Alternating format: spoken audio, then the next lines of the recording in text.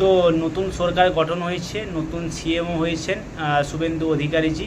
তো এই নতুন সরকারের অনেক অনেক সংকল্পপত্র দেখতে পাচ্ছি সকলে, এবং আমিও দেখতে পাচ্ছি, এবং এর সাথে সাথে বিভিন্ন প্রতিশ্রুতি দিচ্ছেন এবং সেই প্রতিশ্রুতিগুলো তৎক্ষণাৎ পূরণও কিন্তু করছেন, এবং ভবিষ্যতে আশা করছি সকলে আমরা করবেন।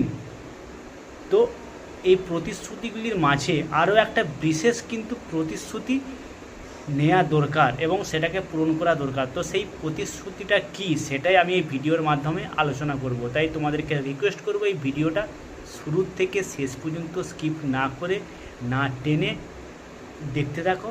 আশা করছি সকলের ভালো লাগবে।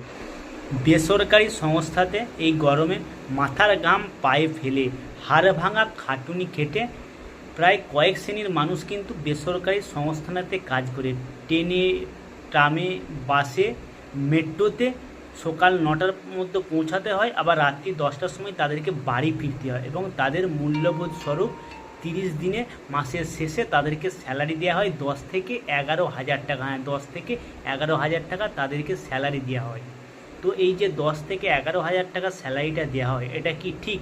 এটা তো একটা প্রতিশ্রুতি নেওয়া শুভেন্দু অধিকারীজির আমি মনে করি খুব খুব দরকার। আজকের ডেটে দাঁড়িয়ে যেভাবে জিনিসপত্রের মূল্য বৃদ্ধি হচ্ছে, তাতে করে 10 থেকে 11,000 টাকা স্যালারির উপরে ডিপেন্ড করে কিন্তু একটা মানুষ বেঁচে থাকতে পারে না। একটা মানুষ 10 থেকে 11,000 টাকা স্যালারির উপর ডিপেন্ড করে কিন্তু সংসার চালাতে পারে না। তাকে অনেক অনেক কষ্ট করতে হয়, পরিশ্রম করতে হয়, তারপরে কিন্তু সে 30 দিনের পরে ওই 10 থেকে 11,000 টাকা স্যালারি পায়।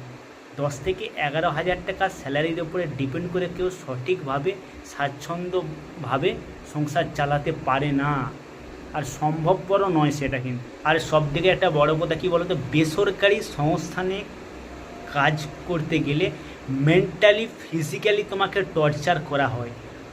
অনিয়ন্ত্রিতভাবে তোমাকে কাজের প্রেসারে তোমাকে রাখা হয়, একটা টাইমের মধ্যে তোমাকে বেঁধে রাখা হয়, এবং অনিশ্চয়তা ভবিষ্যতের সঙ্গে তোমাকে কাটাতে হয়, কখন তোমার চাকরি চলে যাবে। তো এই জিনিসটা কিন্তু শুভেন্দু অধিকারীজির দেখা দরকার।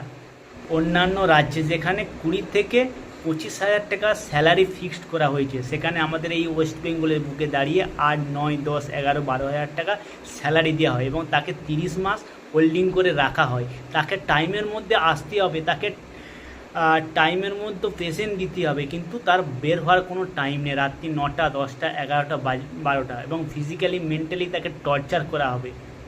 তারা সরকারি সংস্থানে কাজ করে, তাদের ডিএনএ কিন্তু